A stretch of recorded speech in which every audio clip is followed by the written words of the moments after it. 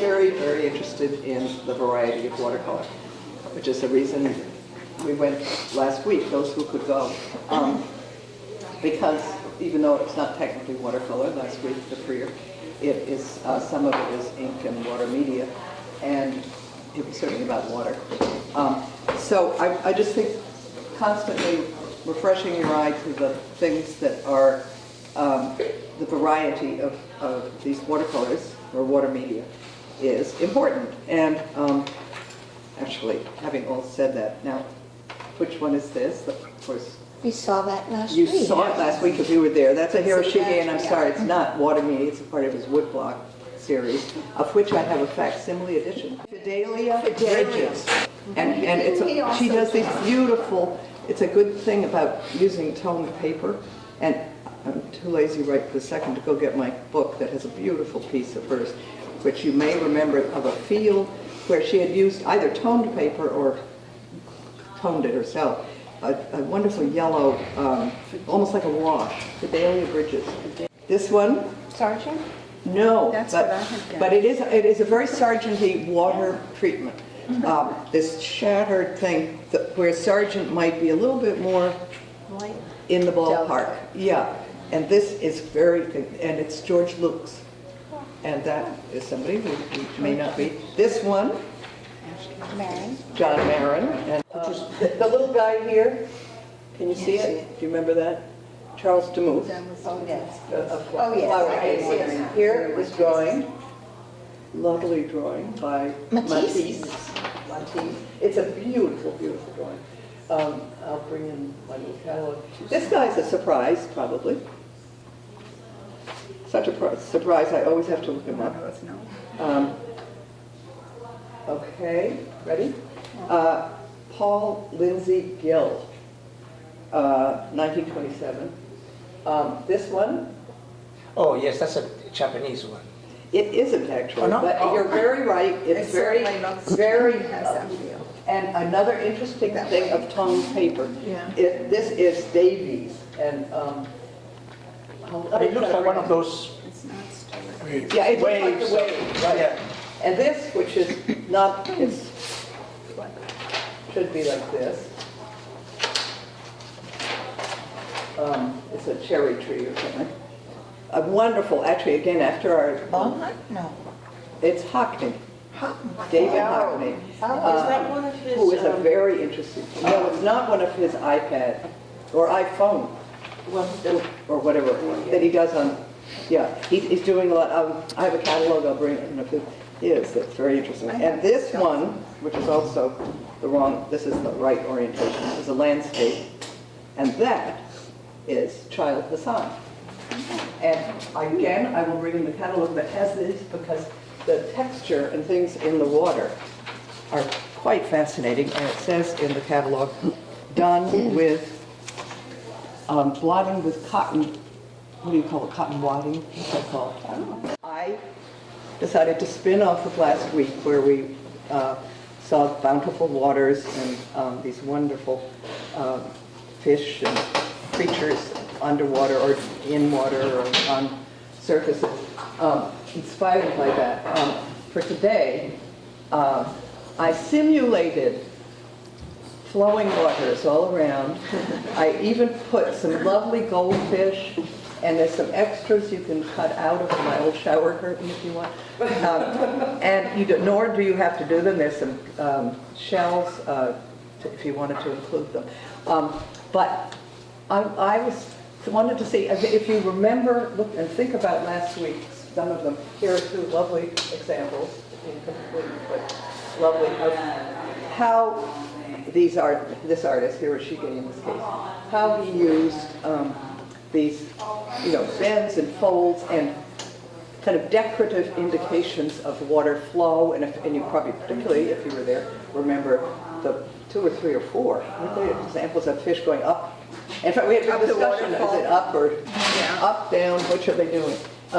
And finding a language for describing these, the flow, et cetera, of water. So I have simulated it with cloths and recipes. I've put up here a few examples, and I thought, our keynote today is maybe thinking about blue. So there we basically are.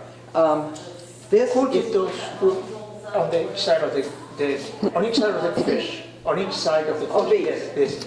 this is Jane Wilson, and this is, I believe, Turner. Actually, one thing about Turner that I find very interesting is that, the things of the burning of the Houses of Parliament. And, Yes. he did most of those from memory. He went and watched voyeuristically, like a true arsonist, isn't that what they do? The whole burning, and went back to his studio and did these.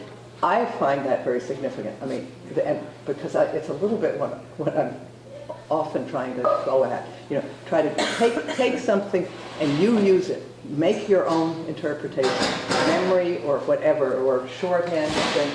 Just like Jane Wilson. I mean, you don't have to paint like Jane Wilson or William Song, the main artist. This is kind of a neat. What's the middle one? The black one? This is a photograph of the, believe it or not, the swirling, shadowed water in the lake that I wrote in the summer in Maine. It's very dark, but when you look at these, you can get themes. I mean, you could take this and say, okay, I'm going to do a painting with this from my memory. By Winslow Homer also sat and watched the same waves of the same rock. Committing some of this to your mind to give you that feeling, which is of course a very deep feeling. This is my interpretation, exactly. Sort of spinning off the little goldfish. Spinning off, because I don't want to say depicting, though there's nothing wrong with depicting very realistically some of these fabrics. Just do the fabric itself. Have fun with the blues. So I just tried to do some... Now, what glue did you use? And I better say that because we're talking about blue. I did use indigo because I don't usually have indigo, if anyone wants to use it. Wilcox faults indigo, actually.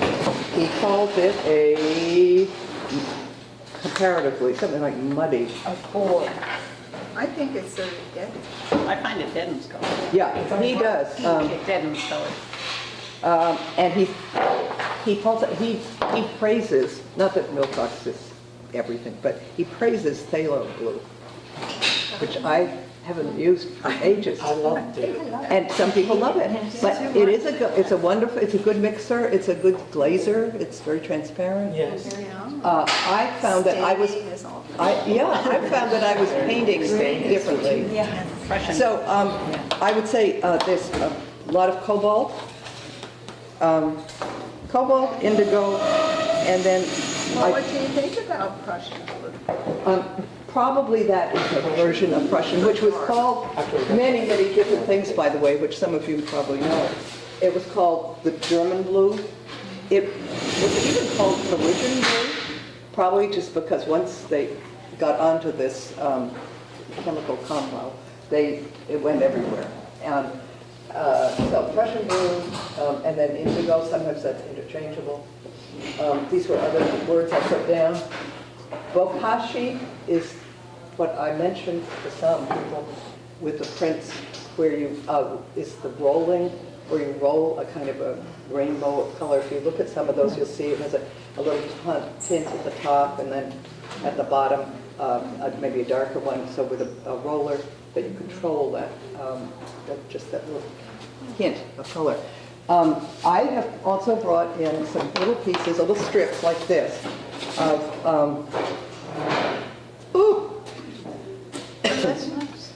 interesting. I did a little offset with wetting the paper, putting some paint on my table, picking it up, and then put in some shells.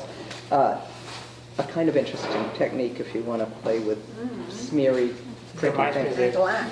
Yeah. of the one. So here, though, I tucked little fish in. And if that appeals to you, to do the fish in the water, go ahead. Think about your blues.